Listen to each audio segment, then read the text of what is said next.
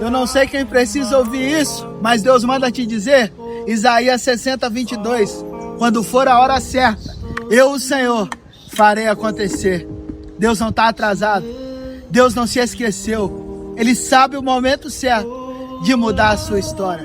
Existem dois relógios, o seu e o de Deus.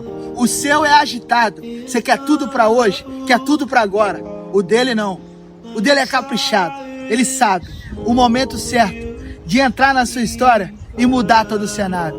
E hoje ele me trouxe aqui como resposta, como alívio e como certeza de que o tempo certo dele está te alcançando. Se você crê nessa palavra, comenta eu creio aqui embaixo, me siga, porque todos os dias eu posto uma mensagem que vai mudar o seu destino.